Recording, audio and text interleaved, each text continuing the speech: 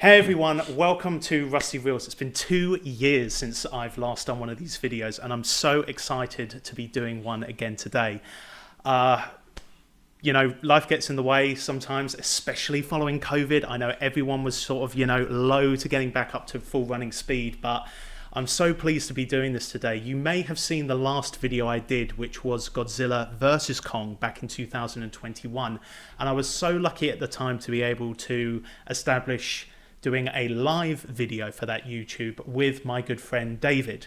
And I'm so pleased to say, now that we're well outside of COVID, and now that we're trying to get back in the cinema, I say we're trying like COVID's only just finished, but I'm so pleased that we are now in a position where we can enjoy the cinema once again and also be doing videos live in person.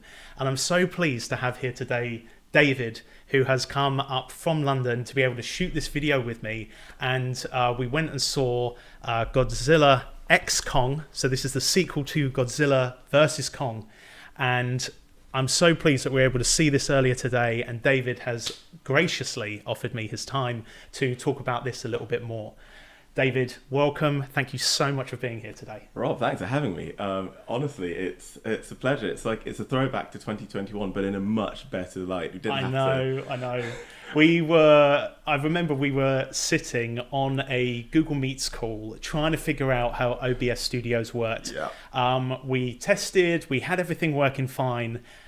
We ran it on the day and I was really pleased with it. And then watching it back, I realized I was having audio issues. I was using wireless, like Bluetooth earphones with mic, and it was sort of cutting in and out. And then at some point towards the end, my audio started looping. So when I was talking towards the end, you then heard me like reverberate through the video, which was really disappointing. But that's, I guess, the thing with live stream. You can never kind of account for things going wrong in the moment, especially when we're talking, thinking everything's going fine and it's pushing it straight out to YouTube.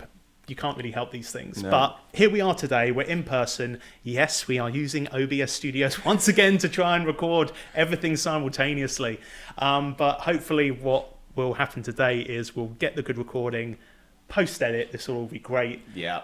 If not, I'll just have to apologise to David, use what bits I can and maybe throw to those when possible. But David, I do appreciate you coming up today. We haven't seen each other in a good long while as well. So I'm actually very pleased that we could enjoy seeing this film today and also take a bit of time to wind down, chat about it afterwards too. Absolutely. It's been a pleasure and I'm so glad. Also, I've not been to your flat. Yes, my new place. That's right. Well, this is what I call Nerd Corner. So this is like the one corner of my living room where I put the nerd stuff. Of course, these here temporarily, but what normally does feature here is my cap shield, Thor hammer, and throwback to my first love of superheroes and comics when I was a kid, Spider-Man. So sort of things that are near and dear to my heart. And actually in this chest is my comic collection. So this is nice. Like over the years, all the comics I collected, it's mostly Spider-Man. A few sort of like first appearances, like first appearance of the Black Suit. Yeah. I'm really pleased to have because the symbiote storyline and the Venom storyline is very near and dear to my heart. Loved it when I was a kid. It's your treasure chest. It's my treasure chest, exactly right. But I'm so thankful that you're here. When we talked about 2021's Godzilla versus Kong, you had already told everyone that you are very much a Godzilla fan. You even know the older films and the Godzilla versus Kong, whatever the title of that film was, throwback to, what was it, 1962. I was going to say, what's it, 70s, 80s, 60s? 62. So 60s. So in terms of your excitement and this particular film, without giving anything away, because we're going to talk about the film initially, give it a bit of a review, and then we can go into spoilers. So what were your feelings when it came towards your anticipation for this film? Going back to the 62 film, which I will give spoilers for that because it's been out. If you haven't watched it, it's been now, 60 years. Yeah, if you haven't watched it by now, that's your fault. I hated Kong as a result of that film. I've always been Team Godzilla, but Kong beat Godzilla. Fine. Fast forward to 2021. And we know what happened in that one. And I think it's at the last podcast podcast recording, I said my views towards Kong are softening a bit. Okay. And I think this one, I came in thinking, well, I know what it's going to be because you can clearly see that they're teaming up, they're working together. But I did have a bit of apprehension. I didn't know how I'd find Godzilla and Kong working together. Yeah. But because you were very much in the Godzilla camp Yes. last time. You wanted Godzilla to win. I remember us talking about it before we went live with the recording. I was like, look, I'll go Team Kong just so we have a bit of contrast here. But I think we knew in the end Godzilla was going to come out on top. It's a Godzilla film. Yeah. Kong, we figured there was going to be a way for them to coexist. Yeah. But this film very much has them already in a state of cohabilitation with one another. Spoilers for the last film. It ends with Godzilla remaining on the surface, looking after the people on Earth, Kong going down to Hollow Earth and taking up residence there. So it's very much, you're up there, you're down there, they stay out of each other's way, not going to be a problem. Yeah. So give us, as I say, without giving anything away, a little bit of introduction to where we start as we go into this film, Godzilla x Kong. So we start with Kong in the Hollow Earth, sort of. It feels like he's just existing, to be honest. Yeah. He's just existing in the Hollow Earth. There are not really any threats that he could, no threats to him, nothing.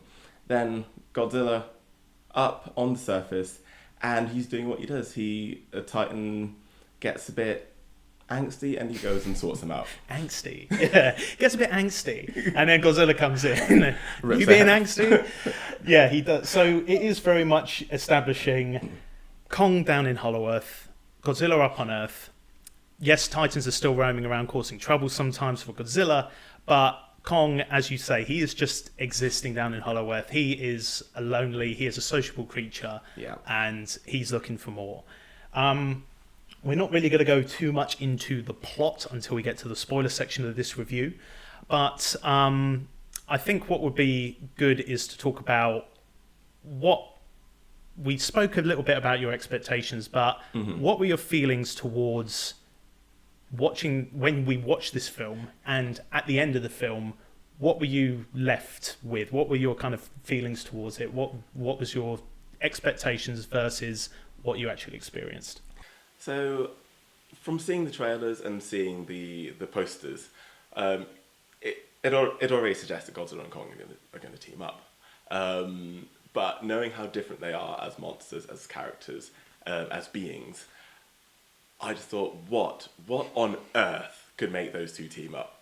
What sort of absolutely just insane, outrageous force can force Godzilla and Kong to team up? I mean, so in the trailers, you know that there is another ape. Yeah. You know that. We're not giving anything away here, guys. We're not going to go into spoilers until a little bit later. We're going to talk a bit more about the film, go into a review, and then we're going to talk spoilers. So we're not giving anything away that you haven't seen in a trailer already. Yeah. But from that, my expectation, my wonder was, okay, what's this ape done? Why is this ape hating on Kong? Clearly hating on Kong, because if Kong and Godzilla need to team up, it's clearly because Kong is calling Godzilla. Yeah.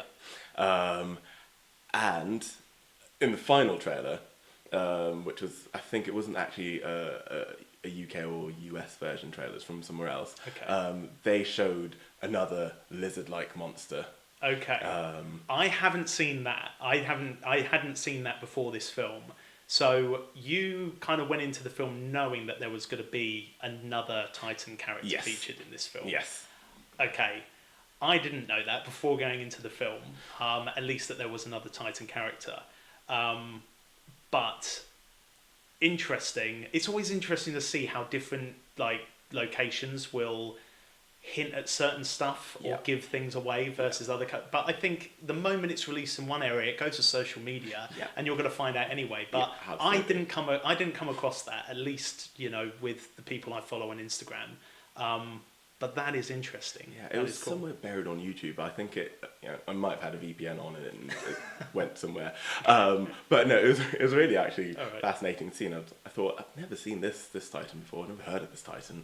But More on no, that later. Yeah, exactly. More on that later. So I think one thing we both agreed on from walking out this film is not only the CGI, but the way in which this is shot, the cinematography, were again up there meeting the expectations of the previous films as well. So I know you felt very strongly about these things. So For sure. do you want to tell us a little bit more about that? Yeah, absolutely. I mean, firstly, maybe I'll start with on the surface, because it's filmed actually, well, quite a few films are, but it's filmed in quite a few places, quite a few locations, and you actually do get a real sense of them, like Cairo, Gibraltar, Rome, which we'll touch on a bit more later, and then you go to Hollow Earth, and that's where you really test how great the cinematography and CGI is, because you've got all of these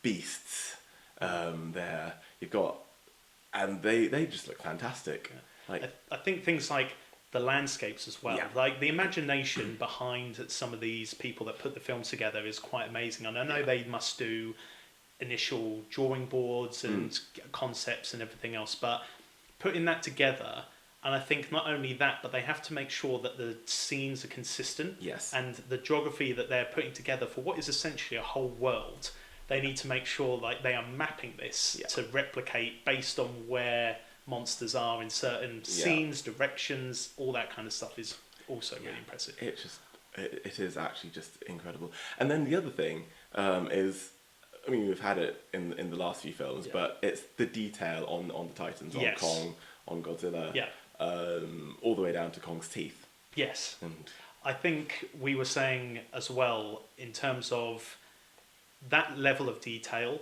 and just giving it that kind of texture as well. And the fact that CGI is becoming a big thing at the moment when it comes to films, I think a lot of people may agree. Watching Marvel lately, there's a bit of a hit and miss when it comes to the CGI. Yeah. I know one particular film I was disappointed by was Doctor Strange and the Multiverse of Madness. And the CGI in that was really disappointing. I remember stepping out thinking, what has happened to the quality of the CGI? Yeah. But I'm sure you know, other people may know, is there's a lot of talk around the qualities of standards within the working conditions for people who work in CGI, and there's even talk of unionization for those workers. So it's good to see a film that has such a reliance on CGI delivering at such a high quality. Yeah, I fully agree, and it doesn't disappoint. And I mean, the other important thing to highlight is that we watched it in IMAX. Yes. And it was absolutely worth it. Absolutely worth it. I think, like we say, there are films that are made for cinema. I was telling you before we went in whether you'd watch Dune Part 2. Definitely a film made for cinema. And I think when you walk into a monster film and there's, you know, big Titan-sized things crashing through cities, you do need a big ratio screen to enjoy that fully, and also the surround sound. Yeah, exactly. And I think you may see advertisements on social media about IMAX, and it does that thing where it draws a line and says, this is normal view, but IMAX has this extra area. It doesn't look that impressive, I must say. I really enjoyed IMAX, but the advertisements for it aren't that great. And I want them to do more of a video that kind of shows you in the cinematic and then expands to the IMAX so you can see that extra like field of view that you're getting, as opposed to just cutting out aspects. And I'm thinking, well, I'm not seeing too much more of Kong's face. Like, what is that giving me? But when you see it in the context of an action sequence, that could be a big selling option to get more people into IMAX films. Yeah, absolutely. I fully agree. And I think going back to your point on when you're looking at something in a quite literally Titanic scale, it really does help to have an IMAX screen, because you do really feel like God, these things are huge. Yes. These things are enormous. It does give you that perception of something like a giant monster storming through a city. And I know we could talk about IMAX cinematography and CGI, but I think we both agree that while we could go on forever about this, Oh, for sure. this film definitely is delivering to a high quality in those areas. Yes. So some of the characters you see returning to this film from Godzilla vs. Kong are Dr. Irene Andrews. So you remember her going into Hollow Earth with her adoptive daughter Gia, who also returns for this film. And we do see a couple of other familiar faces returning in this one. Do you want to talk a little bit more about them? Because Yes. we both enjoyed a couple of people in this, but there's one returning and also a new face as well. Indeed. So we've got Bernie. Yes. The slightly insane blogger, to be honest. And, you know, I don't want to sort of spoil anything, Exactly, but he brings good vibes. He brings good vibes. He's, of course, played by Brian Tyree Henry. Again, from the last film. He is the comic relief. We'll go more into it because we don't want to talk about spoilers or give too much away about what his character brings to the film. But he is very enjoyable. He was in the last one, and I'm glad they brought back that character for this one to, again, keep the good vibes going. Yeah. So the other new character, do you want to talk a little bit about him? Who is new in this film? Yes, we got a new guy who is English, which, you know, really good for us. But no, he's really funny. His name is Trapper. Yeah. He is he's got a very odd job, actually. It is weird. We're not giving anything away. He's basically a Titan veterinarian. Yeah. In a nutshell, is the best way to put it. So he's played by Dan Stevens. So he is a new character for this particular film. I think his IMDb includes, of course, Downton Abbey. Mm-hmm. I know I've seen him in lots of other stuff as well. I know I've seen him in Beauty and the Beast, the live-action version, so with Emma Watson. He, again, is bringing comedy good vibes. Absolutely. But he has an expertise to bring with him. Yes. Yes. And I think that his good vibes and expertise are perfect balance to Bernie, who's got good vibes. Yeah. Bernie is all about the good vibes, but again, we're going to bring more on that during the spoiler section of this review. So like we've been saying, we don't want to go into much detail about the plot, but the things that we know and we've also suggested from the trailer are, of course, Godzilla and Kong are in the film. They're potentially teaming up in this film. There is a threat of another ape-like titan in this film as well. So something's going to happen in which brings all these characters together in some kind of face-off. But that's us talking about it. That's not giving too much away. But we've talked about the plot in terms of some synopsis, the characters. We're pleased to see the ones that are in the film back. Yeah. And we've talked about the cinematography, the CGI, sound, the IMAX benefits of seeing this film.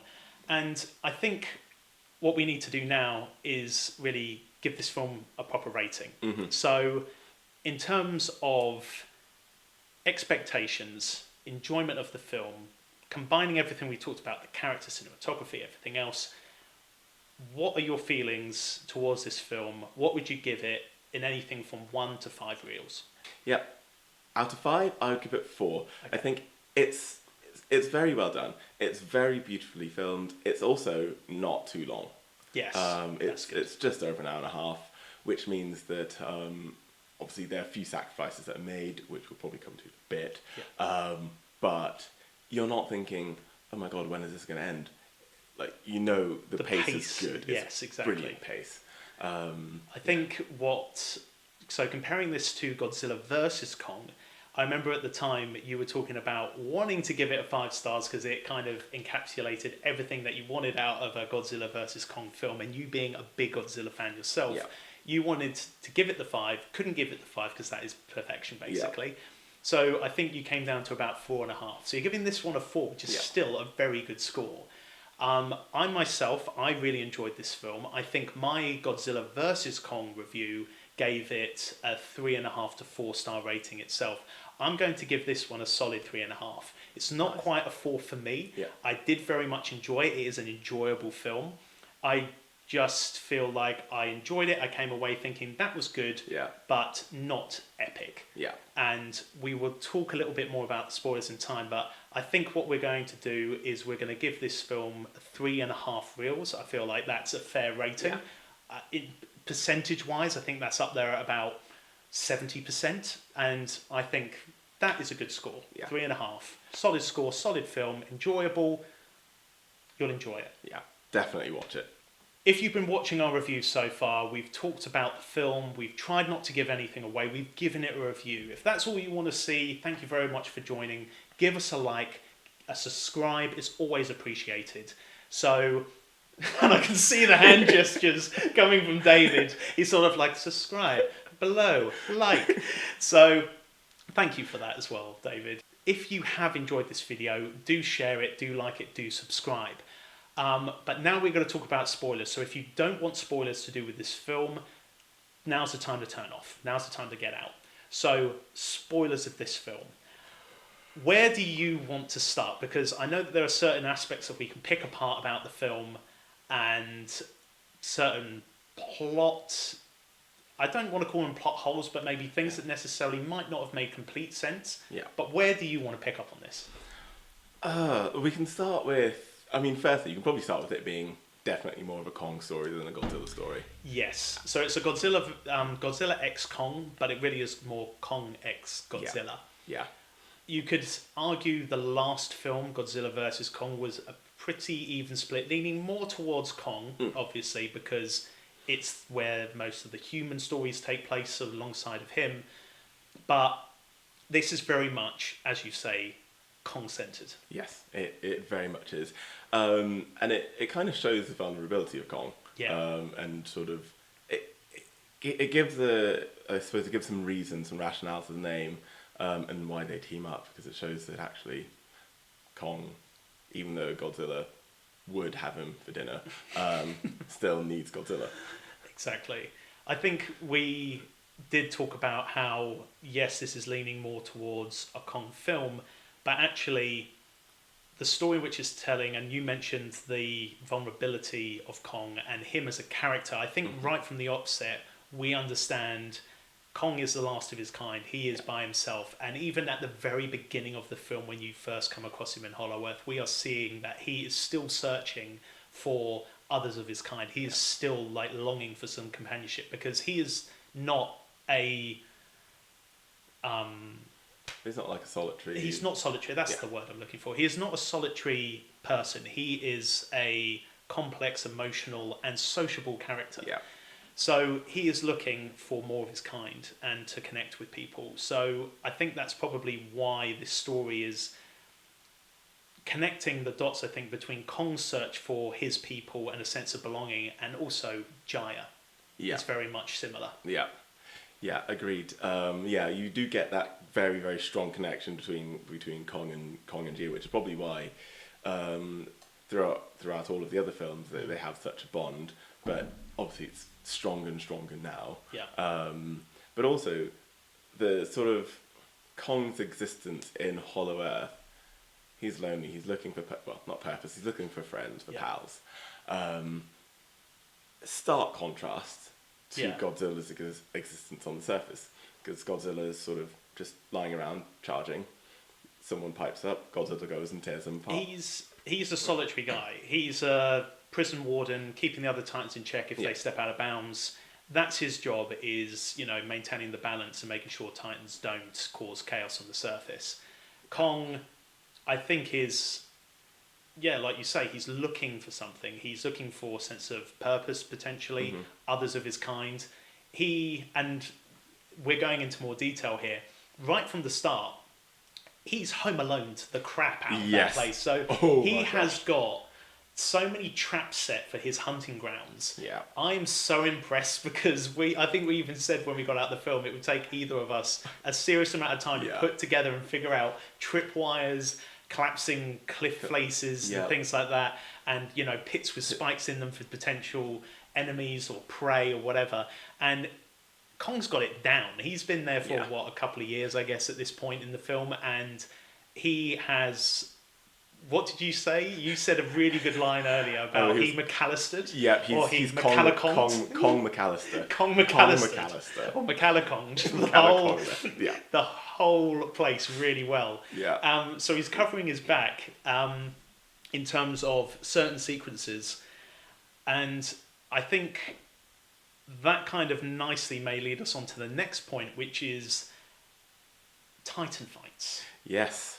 I know you wanted to specifically mention your preferred Titan fights of the film, so this is very much your bit, because I know you felt very passionately about talking about what were the best ones featured in the film. And Yes. again, spoilers, we're talking about characters and, as we mentioned before, Titans you may not have thought were going to be in the film, but are.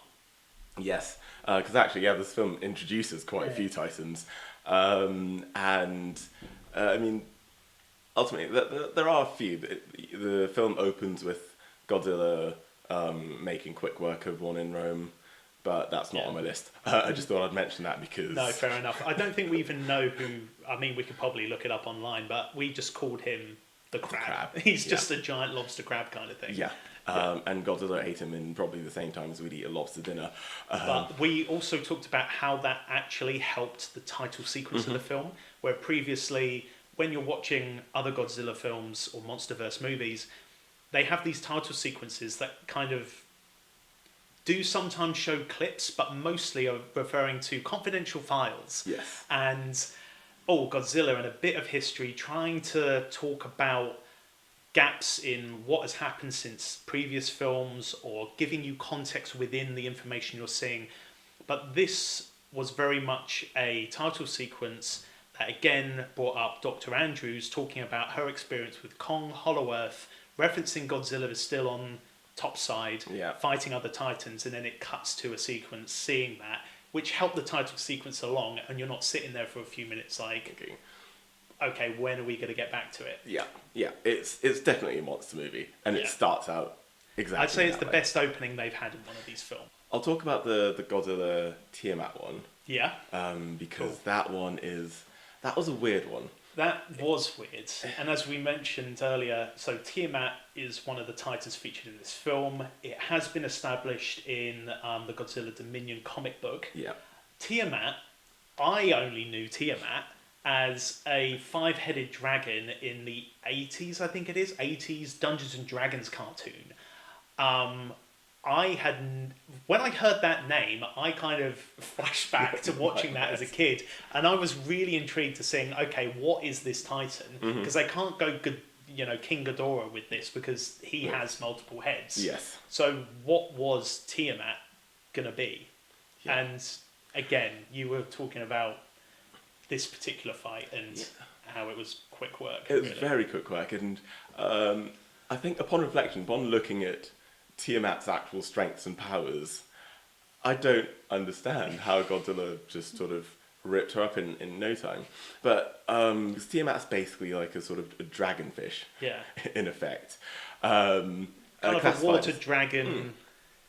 And it also had, I think we even found out when we looked up afterwards about this character, she has the ability to shoot something like octopus ink underwater, something like that, and also has hydrokinesis. Neither featured in this fight at all.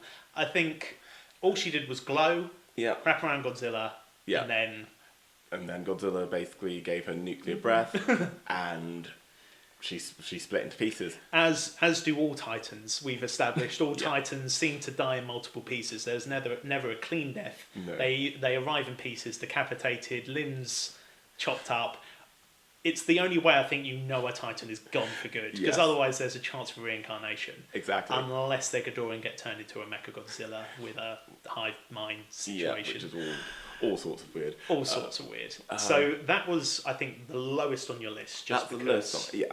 The actual fight. I think the significance of the fight is why I thought I'd talk about it, because go for it. In the trailers, you will know that Godzilla's spines have gone from blue to pink. And the pink is the power that Tiamat has. So Godzilla basically kills her, steals her power. But this suggests that he's supercharging for the big one. Yeah. But before the big one, Kong has a really good fight as well. Yes. So again, featuring another character, and this one is preluded to in all the trailers. So they give it the name. So this is the other Titan-sized ape character. More of an orangutan, I think, than a gorilla, like Kong is. But they give it the name Scar King, the Scar King. And of course, there is some legend on hieroglyphs, as there always conveniently are in these films, telling you the history, very conveniently, of what this character is about. He's basically a badass. He's evil. He is oppressive, and he shows up about halfway, I think is safe to say, through the film, having been discovered in an uncharted area of Hollow Earth, governing over other ape-like titans. And then Kong shows up, realizing, hey, there are others like me, sees this dickhead. Yeah. Like, governing over, I say governing, tyrannically... So ruling them. Ruling, that's the word, ruling them. And tell us more about this particular fight. Yeah, so this fight, it's sort of prefaced by Kong discovering some of the other apes and having a little fight with them, where he also uses little mini Kong. Baby Kong, Baby also Kong. Another new character in this film. Uses Baby Kong as a weapon. Which we couldn't help but laugh in the film. But we were like, at the end of the day, he is literally beating other apes with a child. Yeah. But it is very entertaining. It is very good. It's very primate. It's very like primordial, like fighting to survive. Yeah. What can I use? I know. I will use this monkey to beat other monkeys. Yeah. But yeah. And then gets that monkey, take me to your leader. So then he joins all of the other apes, and I mean they don't like Kong.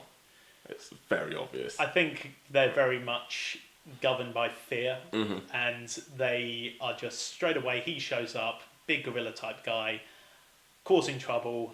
And they just immediately call Scar King. Yeah. They're like, bow down to him, something's up, come sort him out.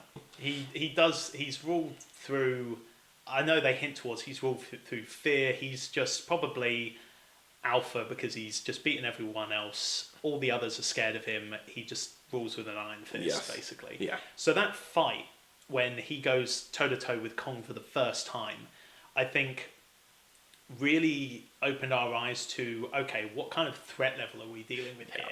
And Kong, who we know is very strong, is agile in his own right. He is very much a strength, forceful kind of titan, especially when taking on Godzilla, who he himself is very tough, claws, teeth. So when Scar King comes into play, tell us a little bit more about how that fared with Kong. Yeah, I mean, Scar King and Kong, I think a good match. So Scar King is got longer limbs, so as a result of that, you can see that he's going to be a bit more agile, quicker than Kong, and Kong isn't slow. But also, they both have weapons. Obviously, we know that Kong's got his axe from the previous film.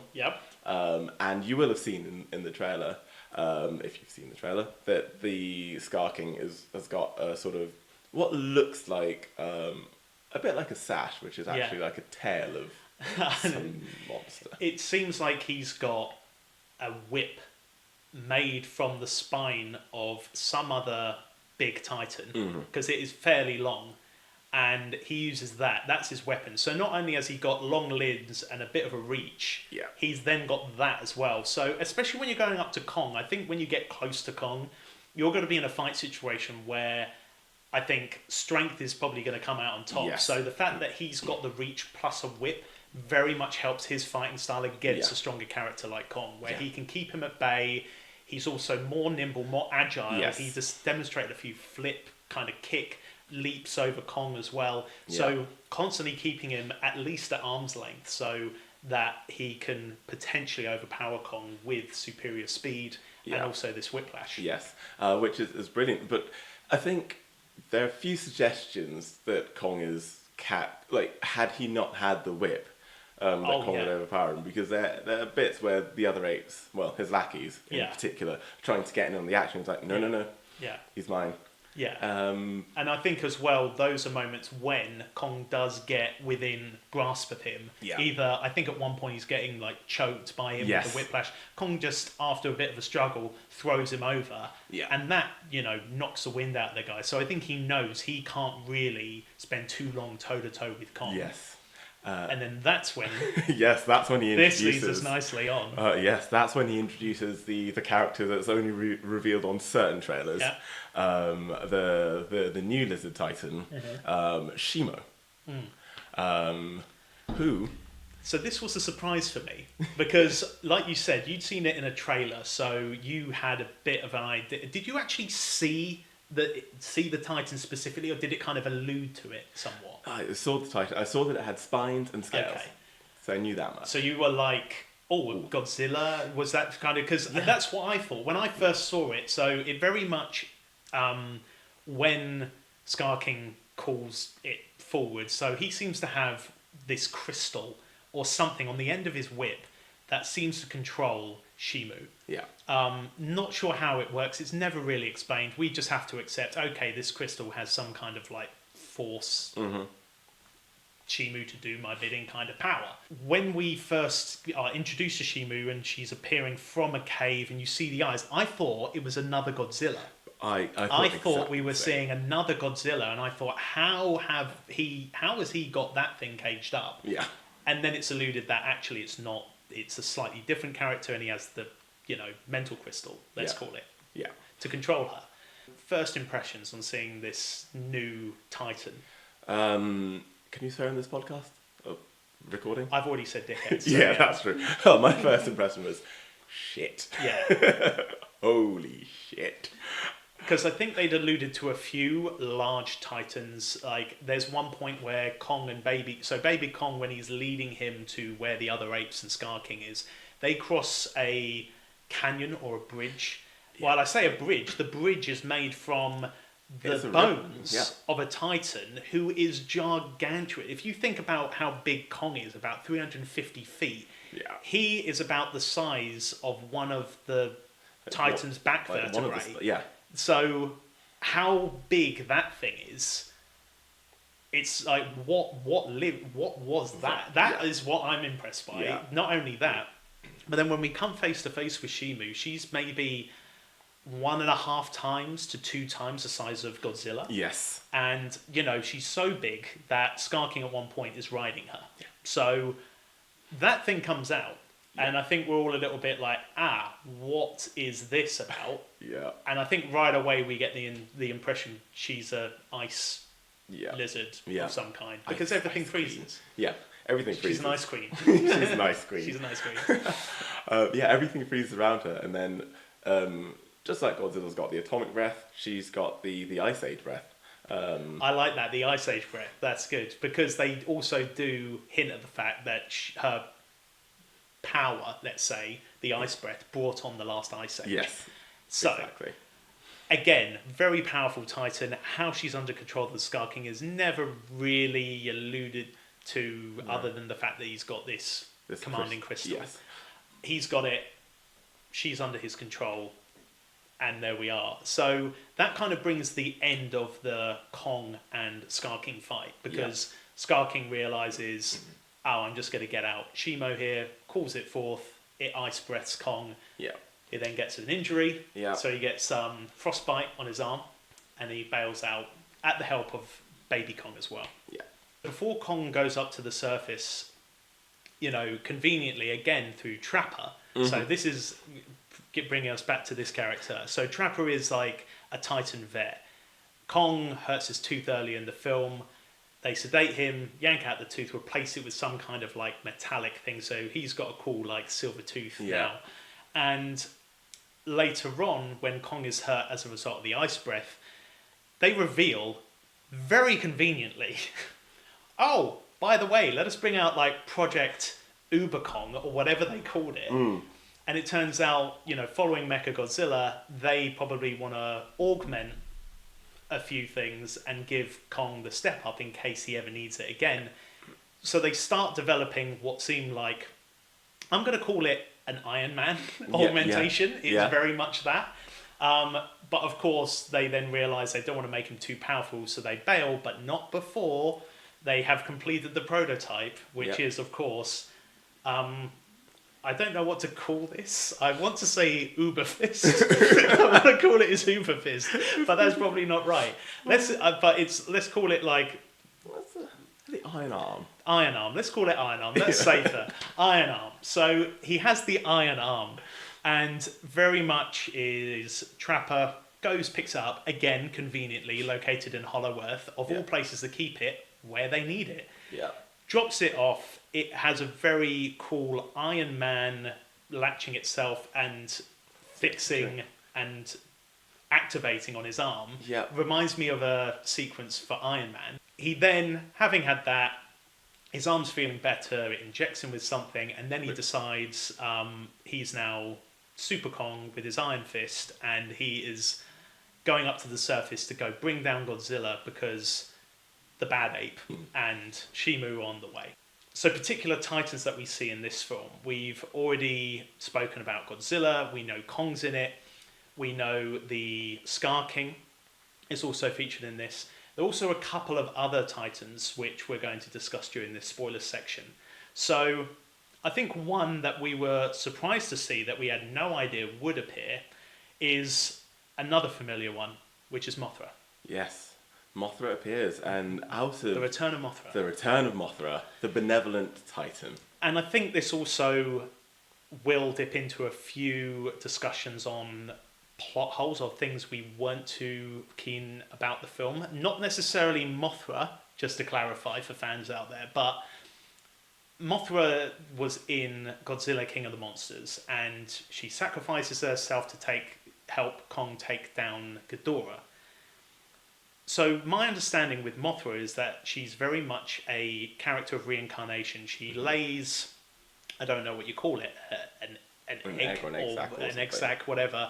And through her death, she kind of regenerates into that. It's a very Phoenix scenario, but I feel like she always has to have an egg to rebirth into. Yeah. Mothra's appearance is a little bit out of nowhere for me. I don't know how you felt about it, but I remember when we see Mothra, she's manifested out of kind of nothing. Yeah. So again, talking about characters, Gia, who comes from Skull Island, who we know her clan were wiped out as a result of the storms on Skull Island, is prophesized by the Iwi that they find down in Hollow Earth to be some kind of savior and call out Mothra. Yeah. And I'm like, great, okay, but there's no specific explanation as to how she has this ability. You know, no kind of like, there's something to do with her coming from Skull Island. Like, no, like, why couldn't the other Iwi people do it? Why does it specifically have to be her?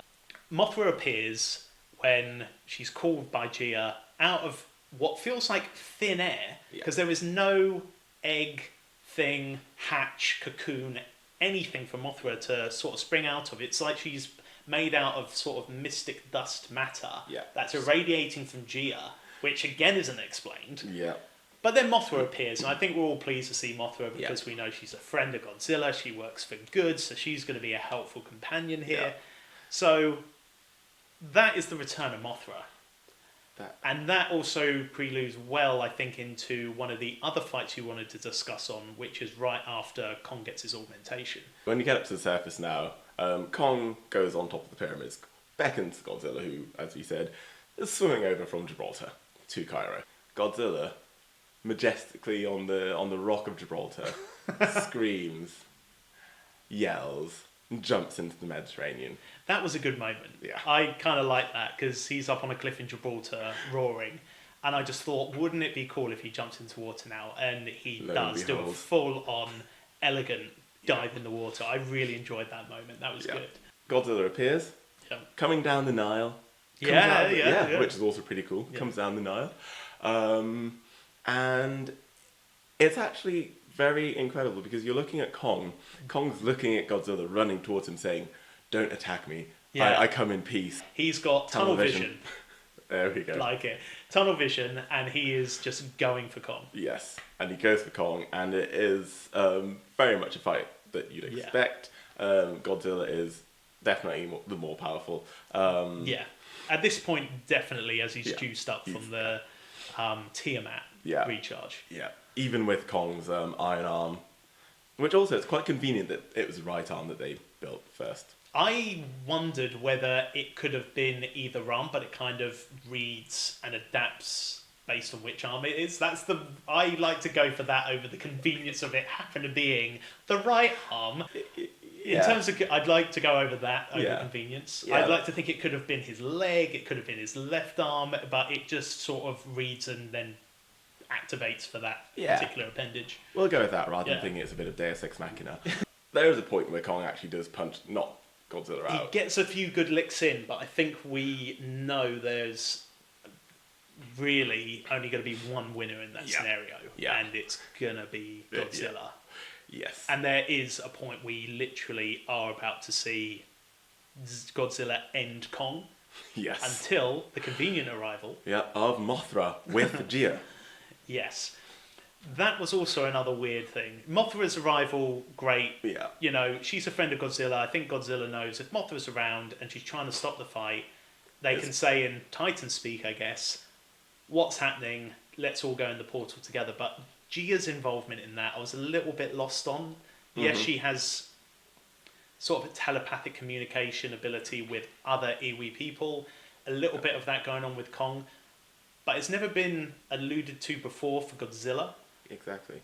And she just shows up, and I feel like that wasn't necessary when we already had Mothra kind of doing that job.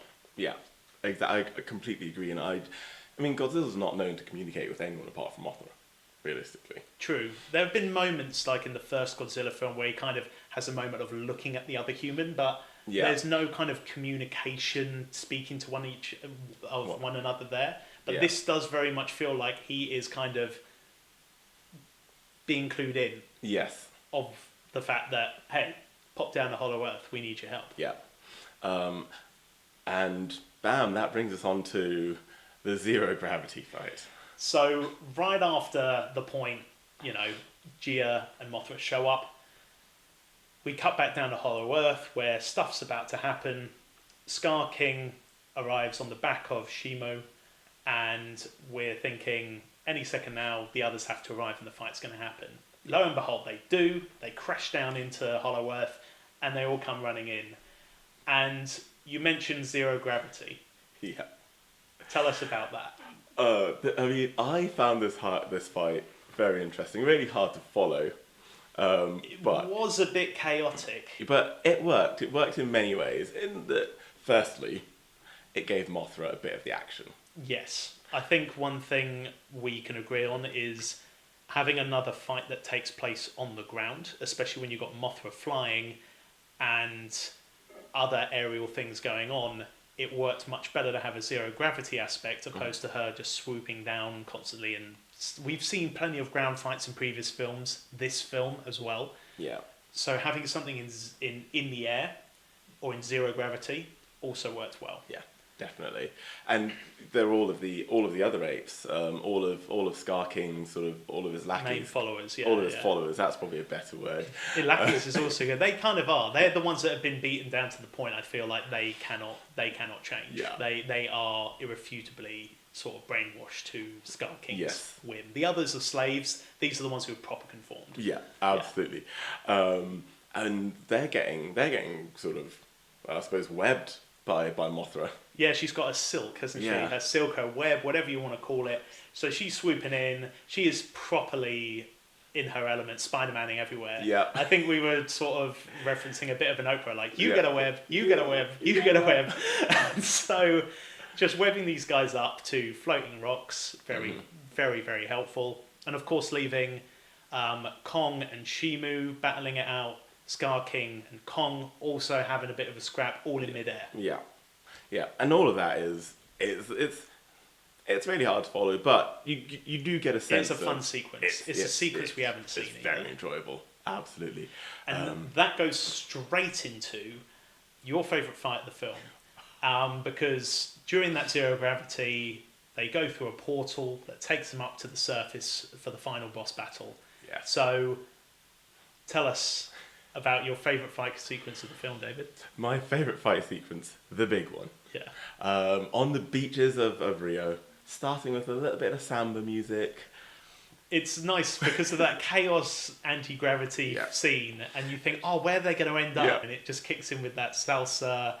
It's not the elevator music quite that. It's like that girl from Empanilla kind of vibe. It is, Yeah. and you're just seeing all these people on the beach, and you're just thinking, oh, this is just really going to mess up your day. Yeah. An ice monster as well. So Yes. big ice lizard is also going to be complete contrast to what they experience in Rio. Yeah. But then these titans show up. They literally crash land right on the beach of Rio. Scar King comes up, Yeah. looks up, doesn't like the sun. He is a little bit like, oh, light, so bright. bright. But then what the hell is the light in throughout Hollow Earth? There's a light source always. Like, Yeah. and I'm a little bit like, where is this coming from? It's always in the distance, never on them.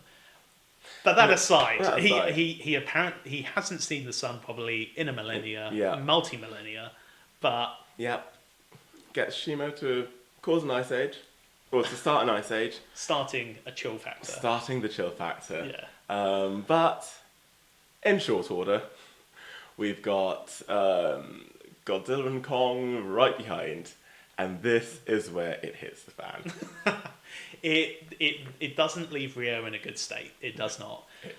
It is in terms of when I think of Titan fights, I think, okay, this one is good. You've got a souped up Godzilla trying to take on Shimu, who's got a pretty powerful, like, ice breath or atomic breath or whatever you want to call it.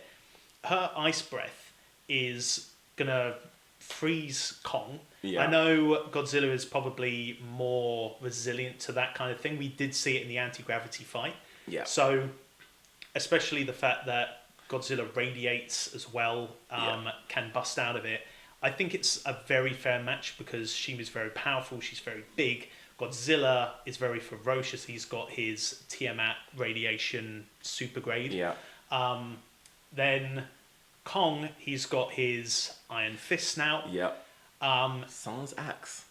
No axe. Sans axe, yes, because going through the portal, he leaves it behind, doesn't he? Yeah, he kind of drops loses it as he goes through the portal. So he's only got his Iron Fist to go by, and he's got to take on Scar King, who has the whip and the ability to control Shimu. So that is still a very powerful thing that he has in this fight. He's still able to control her. She is very much unable to do anything apart from protect herself and do what she's being told. Yeah. So a lot of the time when I notice Scar King is in trouble, he is getting that crystal out and having a quick command for her to, like, shoot a bit of ice breath and distract Kong, or tail whip someone or help him out. So he is very much utilising that to his advantage. Yeah, absolutely. And it's really interesting that after Scar King loses the whip. I loved how Godzilla made mincemeat of that whip in, like, no time. He tried to, like, whip Godzilla, who just, like, caught it in his mouth, bit it off, and then so that loses the bit of crystal.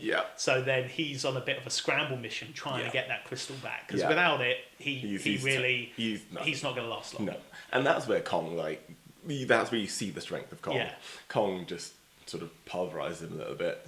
Just slaps him Because up. while they're both scrambling for that, I just thought, well, sure, I know Scar King gets him in a bit of a chokehold at one point, but anyone who has that on you is going to be an awkward one to get by. But then Baby Kong shows up, having grabbed the axe for him. So he is fully defected at this point from being part of the oppressed people of Scar King. He's come to, like, realise Kong is a good guy. He's the liberated Kongster. Yes, exactly.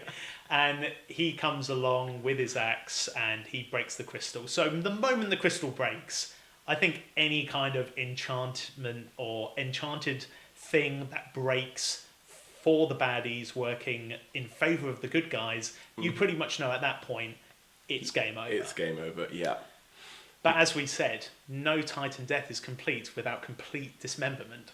So, Yes. Well, so upon the shattering of the crystal, upon the shattering of the crystal, firstly, Godzilla and Shimo stop fighting, yeah, Shimu comes to. and Kong gets. Oh my god, this is so good. This was really satisfying, and I Yeah. think we all saw it coming, but Yeah. we just had to see it. Yeah. Yeah, I mean, Scar King basically gets iced up. While being chokeholded by Kong's Iron Fist. Yeah. What? So, Yeah. holding him one-handed, Yeah. choking him, Yeah. Shimu comes in. Shimu comes in, ices him up, freezes him. At this point, what I thought was going to happen, Yeah. I thought that it was going to be a classic Godzilla finish. Godzilla was so gonna- atomic breath, obliteration. Obliteration. Okay. But Godzilla stood aside and let Kong basically just make him disintegrate. Shattered him into nothing. He went full Kong, Yeah. didn't he? He just sort of running jump, slammed him down, broke him into pieces. He had a full like liquid Terminator Yes. Judgment Day Yeah. death of shattered into pieces. Only he shall not reform. He shall not. The one thing I'm thinking about in that moment, the cleanup. The cleanup of Rio. Bits and pieces of Scar King eventually go to Thor. Yeah. And I'm just sort of like, that cleanup's going to be hell. That's going to be... Yeah. You know, pieces is one thing, a head here, an arm there. Yes, very big. But 4 or 5 pieces maybe. Yeah. This is a bit of a jigsaw. Yes. Yeah. You're like, okay, they're going to be thinking, oh, so many pieces. I think that is a good place to conclude the discussion of fights in I wonder what the cleanup's like. Yeah. But I think what we were thinking is, okay, what's next in the franchise? So in the franchise, we've had the Godzilla film. We've had a Kong standalone film. We've had Godzilla King of the Monsters, where he's taken on Ghidorah. Other titans have been established, and it preludes to, okay, so we're potentially going to see a Godzilla-Kong conflict. We saw that in Godzilla vs. Kong. Yeah. We've now had the team-up in Godzilla x Kong. The film ends with Kong liberating the other apes in Hollow Earth. Mm-hmm. Where can we go from here? Because I think we were talking about how this film is very Kong-centered. Yeah. We would like to see a Godzilla film that is more Godzilla-centered, but where can Godzilla go? And if they do another film, should this be solely more Kong-focused? And where can that go for him now? I think the way it ends suggests to me that they're going to part ways. They're not going to interact in the next film. Or if they do, it'll be in some sort of cameo type capacity. Yeah, and also why? Because they can't be in their same domain without getting in a fight. It's pretty established. Kong can't go on the surface because Godzilla will be pissed off. And I think vice versa. Godzilla's just leaving Kong to Hollow Earth in peace because he looks after the upstairs. Yeah. So I don't think there is a need, unless they're really over trying, to get them together again. But as you were saying, where can we go next? Yeah, where can we go? So, we've got Godzilla. He ends in the Colosseum. Yeah. Which is, I think, very, very relevant because Okay. anytime Godzilla has a long period of being dormant, it's usually in the deep sea. Or it's usually... Okay, alright. It's not in Rome. So you feel like him chilling in Rome's Colosseum is preluding to something? Yes. Okay, Yeah, alright. I think okay. so I think the next film is going to be a Godzilla film. Okay. And it's going to be him and someone big, but I don't know who. Because in terms of Titans, we've kind of gone through them all. He's done Ghidorah. Kong's Kong. He's where he is. Godzilla's already taken out Tiamat. I know there's in Godzilla King of the Monsters, there's a reference to a bunch of Titan locations on the map, and you see some of those in that film. Yeah. The Titans like Rodan. Yeah. And a few others. But we don't know how many there are in total. No. But I don't know how many could be a match for Godzilla. That's true, but I think in the last one of these we spoke about Kong, and realistically, there's no match for Kong beyond Godzilla. Yeah. And some of the other bigger titans. Yeah. but they sort of came up with Scar King. Yeah. And I think that's not beyond the realms of possibility for a new Titan. So something more Godzilla-like. Yes. Similar Godzilla thing. Yes. I'd be curious to see what they may come up with that doesn't sort of give us Ghidorah vibes, Mechagodzilla vibes, and coming out with a Godzilla-like threat that is maybe another Godzilla who's been dormant for a while, but then they have to get down to the explanation of where this other person has been the whole time, where has it been chilling in order for all this stuff to be kicking off, and then it decides to wake up afterwards and then take note. Yeah. So that would be a cool concept. I feel like they really have to justify it. I think where we could potentially go next is maybe more of a Kong film. Yeah. We've seen these are all very much Godzilla in the title, with the exception of Kong Skull Island. Yeah. We've had Godzilla, Godzilla King of the Monsters, Godzilla vs. Kong, Godzilla X Kong, and the last two are Kong featuring as well. But I think now we probably need to go towards a Kong Fall of Hollow Earth or something like that, featuring his liberating other Titan gorillas.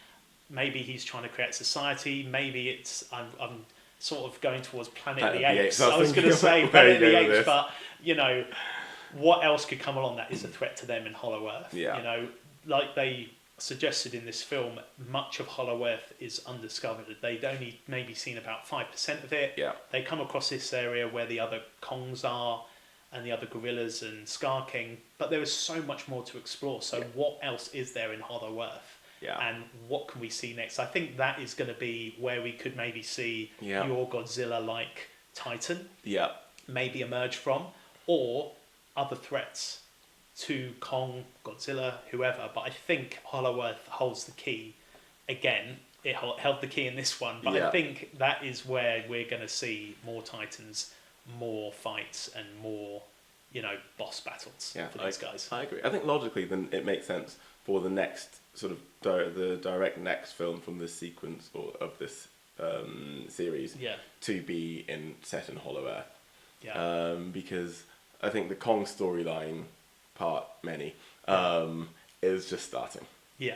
Now that he's found his people. He's found his people. And there's a lot for Kong to do. There's a lot of catching up for him to do. And as you said rightly, there's a lot of exploration of Hollow Earth to do. Yeah.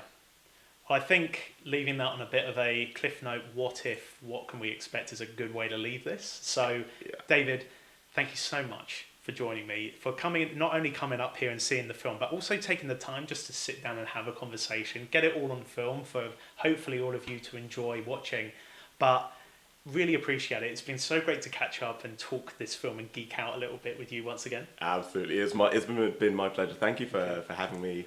And it's been an absolute joy. One of my favourite things to do every other Easter weekend. We need to make sure that we do this more frequently than we have done. Yeah. Like I said, I'm looking to do more of these videos now, so posting this one as soon as possible, but really want to be doing more of these videos on movie reviews and get back in touch with my love for film. So going to the cinema more, reviewing what I see, hopefully with more guests, my friends such as David, or other people I may know, or even just one-to-one as we did before. But very much look forward to doing more of these review videos with you all watching. So once again, thank you very much for tuning in. Don't forget to like, subscribe to Rusty Reels. Come back and watch us again. And in the meantime, and as always, just be real.